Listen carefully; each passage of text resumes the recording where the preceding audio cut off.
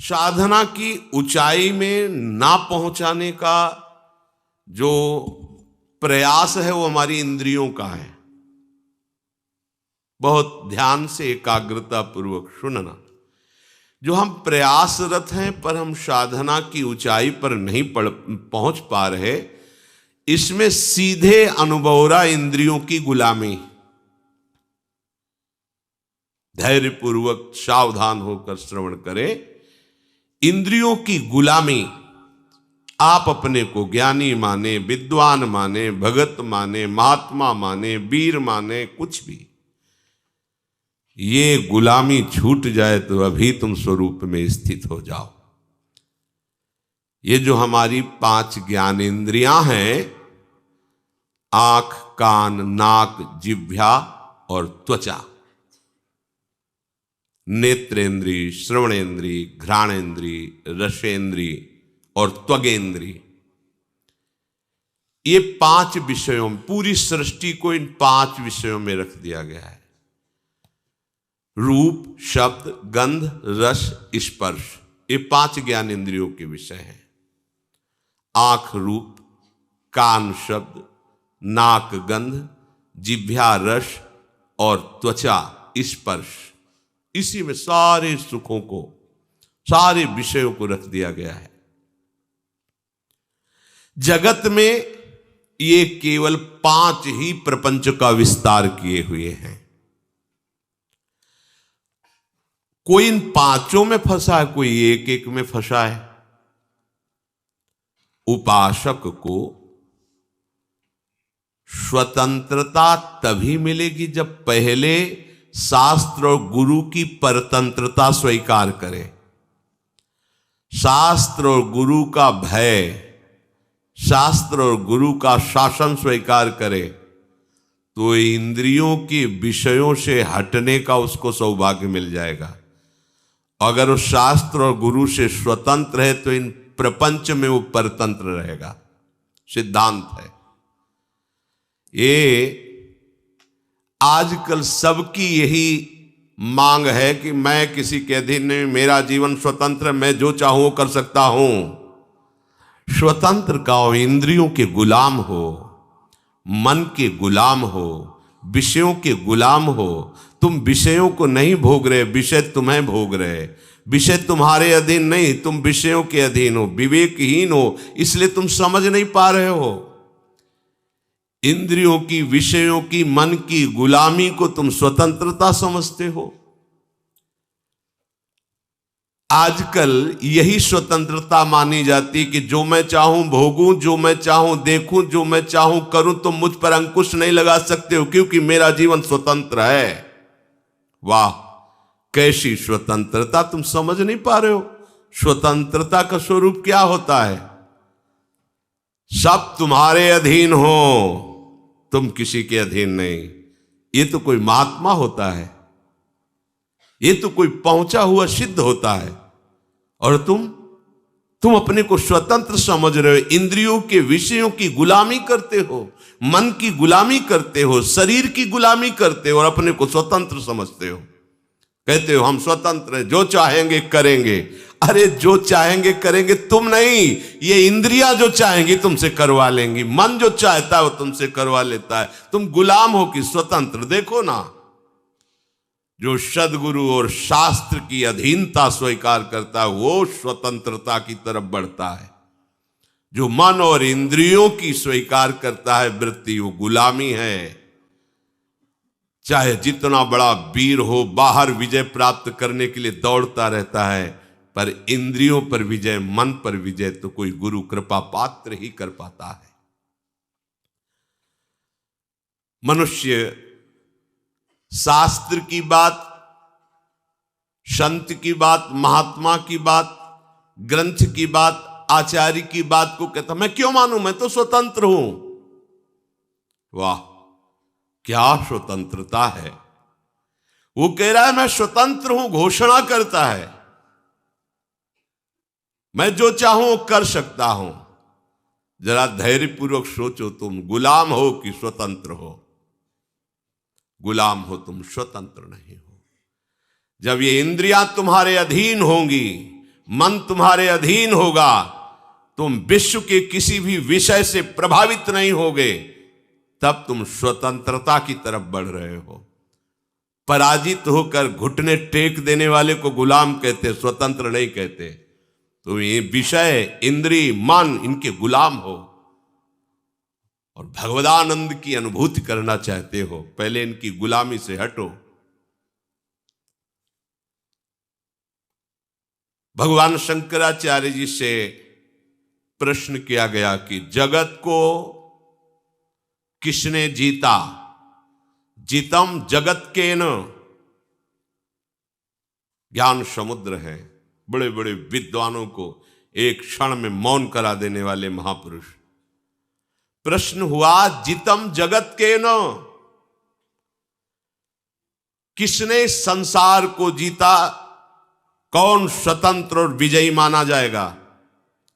उत्तर हुआ, मनो ही एनो।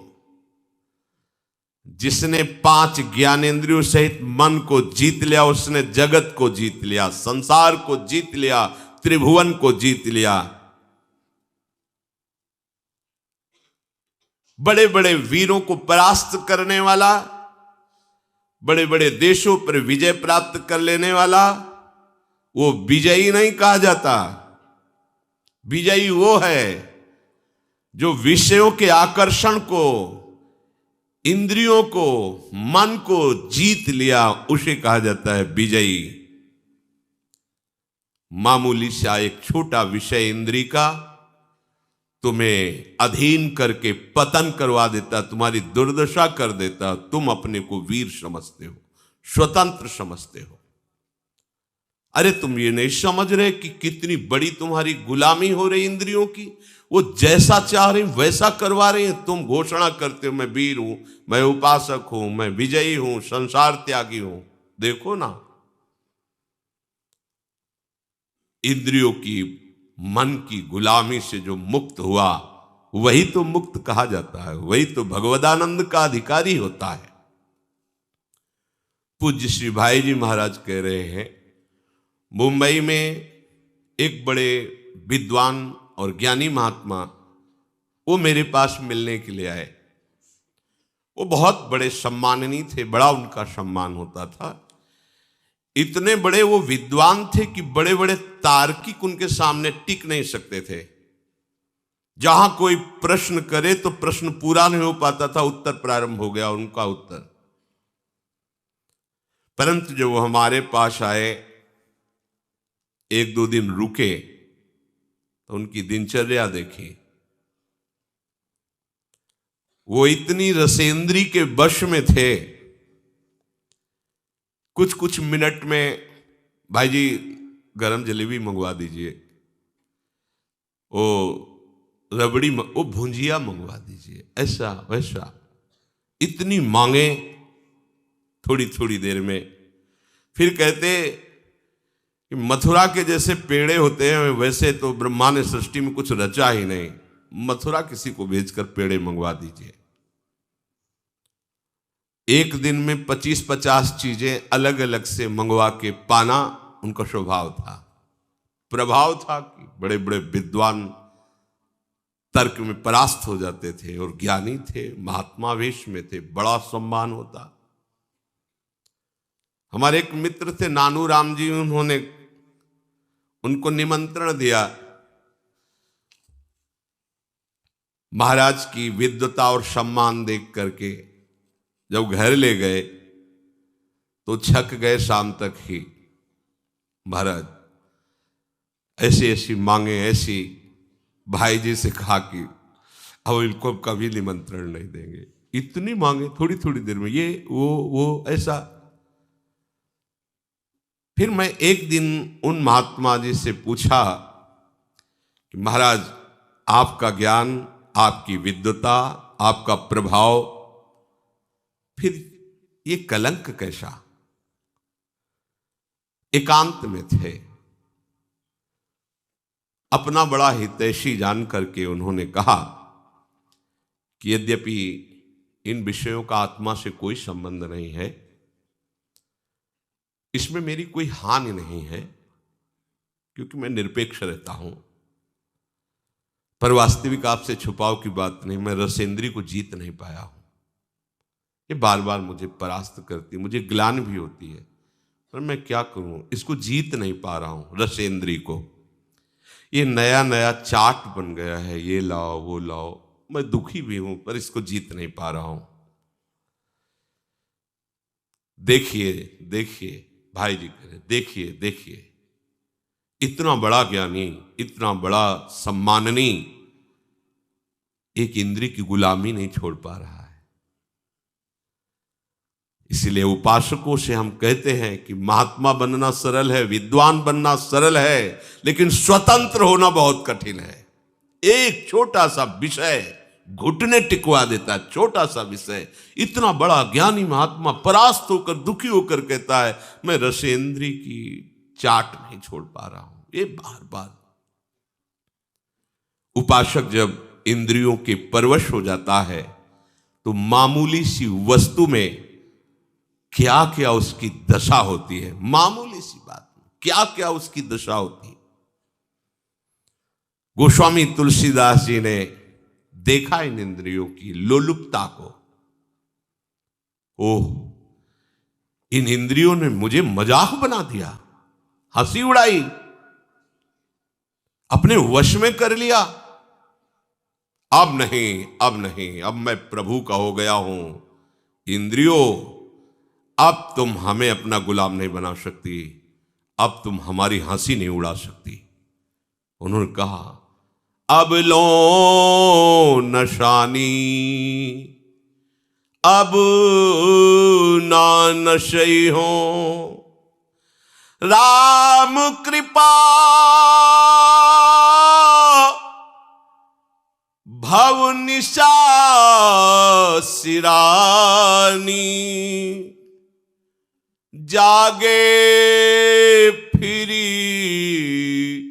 न डसे हो, अब लो नशानी,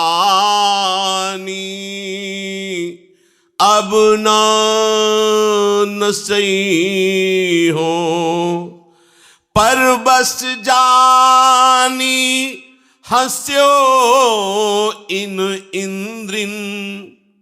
अब तो मैं प्रभु का हो गया हूं, निज बस हुए न हंसई हो, अब लो नशानी,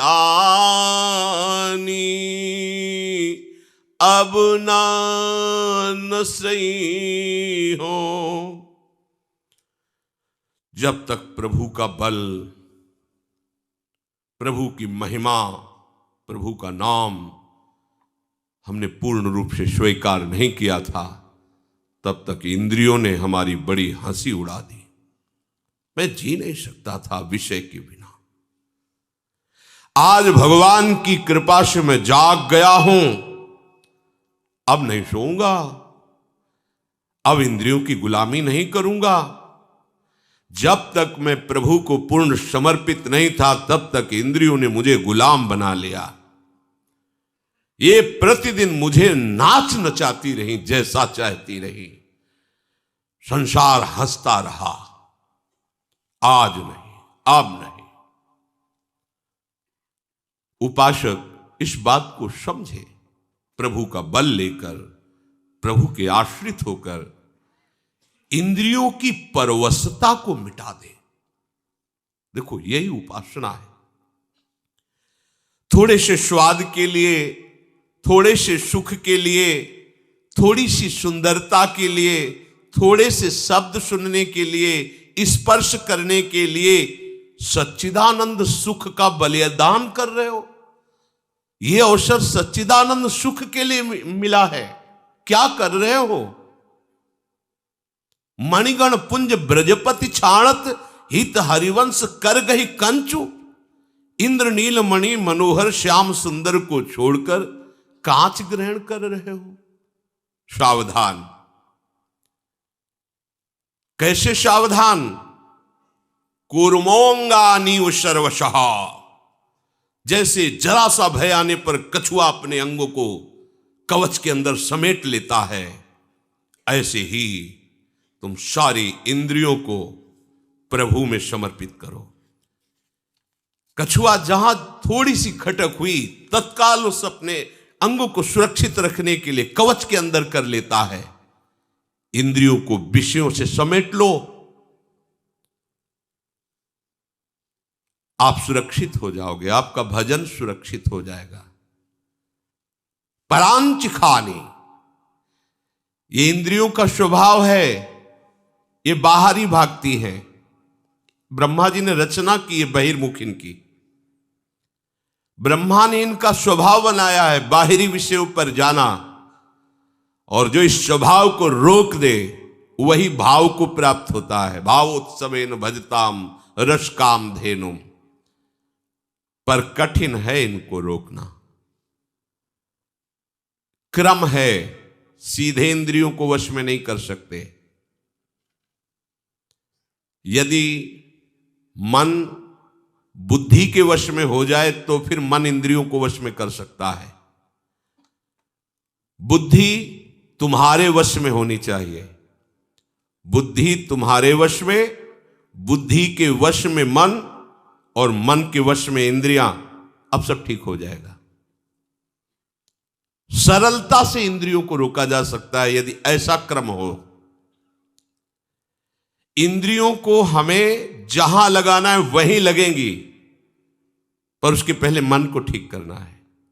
मन को ठीक करने के लिए पहले बुद्धि को ठीक करना है। बुद्धि को ठीक करने के लिए पहले हमें ठीक होना पड़ेगा। हमें स्वयं ठीक होना। मैं प्रभु का हूं, प्रियालाल का हूं, कोई संसारी नहीं हूं। कल जैसे एक प्रश्नकर्ता प्रश्न कर रहा था कि आप बड़े बड़े महात्माओं की बातें बताते हो तो भगवान के स्वरूप हैं, वो भगवान के नित्य जन है, हम कहाँ? ये घाटे की बात है। हम सब उसी बड़े के हैं। समुद्र की कौन सी लहर महिमा युक्त है और कौन सी छोटी है, बताइए आप? उसी आनंद समुद्र के हम सब अंश हैं, बराबर अंश हैं, बराबर। जो भगवान शंकर की आत्मा है वही तुम्हारी आत्मा है, वही एक चींटी की आत्मा है। आत्मा में कोई परिवर्तन, छोटाई बड़ाई घटाई नहीं है। ये मूढ़ता की बात छोड़ो, ये समझो कि वो बड़े कैसे हुए हैं। बड़े का संपूर्णतः आश्रय ले लिया, सबसे बड़े प्रभु हैं, और उन्होंने प्रभु के नाम का आश्रय ले लिया, रूप का आश्रय ले लिया, जगत का आश्रय छोड़ दिया, तो वो बहुत बड़े हो गए। तुम छोटे क्यों हो रहे हो? क्योंकि तुमने छोटे का आश्रय ले लिया। ये जगत के नाम रूप, जगत के विषय, भोग, अनुकूलता, प्रतिकूलता, ये सब छोटी बात है। इसीलिए तुम इतने हे भाव से युक्त हो गए हो। हम कहां? नहीं, तुम उसी तत्व से स्थित हो, तुम उसी से बने हुए हो, तुम और कोई नहीं हो। पहले स्वीकार करो मैं प्रियालाल का हूं, क्योंकि बुद्धि शुद्ध करने के लिए सबसे पहले यह स्वीकृति आवश्यक है। मैं संसार का नहीं हूं, मैं रिश्ते नातों का नहीं हूं, मैं शरीर का नहीं हूं, मैं प्रियाजू का हूं, प्रियालाल का हूं। ये सब इंद्रियां हमारी बहुत सहायक हो जाएंगी यदि आप इस सूत्र को समझ लें। आप इंद्रिय विजयी हो जाएंगे अगर ये सिद्धांत समझ लीजिए। ध्यान से समझना। देखो, घोड़े रथ में जुते हुए हैं, रथ को खींचकर लक्ष्य पर पहुंचाना घोड़ों का ही काम है। रथ में घोड़े हैं, उनमें बहुत पावर है, ये बहुत अच्छी बात है, क्योंकि मार्ग तय करने के लिए मरे हुए घोड़े नहीं चाहिए, पावरफुल चाहिए। परंतु अच्छे मार्ग पे चलाना और बुरे मार्ग पे चलाना, यह सारथी के अधीन बात है। घोड़ों को उनकी इच्छा पर छोड़ दोगे तो मार्ग से वो भटक जाएंगे। घोड़ों को सही दिशा पे चलाने के लिए लगाम होती है, लगाम के अनुसार, और लगाम होती है सारथी के हाथ में, और रथी का पूरा जीवन सारथी के हाथ में है। वो चाहे तो गड्ढे में ले जाकर के पूरा का पूरा चौपट कर दे, मरे रथी सहित। बुरा रास्ता या अच्छा रास्ता ये रथी के ऊपर होता नहीं है, ये सारथी के ऊपर होता है। सारथी को ठीक रखना है। अगर जुते हुए घोड़ों की लगाम ढीली हो जाए, सारथी नशे में हो, तो रथी का क्या होगा विचार कर लो। क्या निर्दिष्ट मार्ग पर लगाम छोड़ने पर घोड़े चल पाएंगे? सारथी मद से मतवाला हो रहा है, क्या उसको पता है कि उसका लक्ष्य क्या है? वो भूल जाएगा क्योंकि मदिरा पिए हुए है। शास्त्रों में इंद्रियों को घोड़ों से तुलना की गई है। बहुत बलवान घोड़े इंद्रियां हैं, उनकी लगाम मन है। मन रूपी लगाम को पकड़े हुए जो सारथी है वो बुद्धि है, और इसमें जो बैठा हुआ रथी है वो जीव है, वो आत्मा है। जो आत्मा है वो रथी है, रथ में बैठा हुआ है। विद्धि शरीर रथ में वतु, ये शरीर रथ है, आत्मा रथी है, बुद्धि सारथी है, मन लगाम है, इंद्रियां घोड़े हैं। ये शास्त्र कह रहा है। इसी रथ में बैठकर हमें अपने असली घर पर पहुंचना है, प्रभु के पास। ये रथ मिला है यात्रा तय करने के लिए, प्रभु के धाम में पहुंचना है। इसलिए अपनी आत्महत्या मत करो। आत्महत्या, अगर ड्राइवर नशे में है तो पूरा का पूरा गाड़ी चौपट कर देगा, ऐसी जगह भिड़ा देगा, ऐसी जगह गिरा देगा, बिना लक्ष्य के चला देगा। सबसे पहली दवा करनी है रोगी ड्राइवर की, सारथी की। ये विषय रोग से ग्रसित बुद्धि, जिसने निश्चय किया है कि भोगों में सुख है, नशेबाज ड्राइवर है, और बहुत जोर की मदिरा चढ़ी, उससे तुमने पूरी की पूरी रथ और अपना जीवन समर्पित कर दिया, तो अब नष्ट ही होने के सिवा कोई मार्ग नहीं। विषयी बुद्धि कहां गिराएगी जाके, देख लो कैसी दुर्गति हो जाती है, नष्ट कर देती बुद्धि। क्या बताए, मेरी बुद्धि भ्रष्ट हो गई थी, मैंने ऐसा क्यों किया।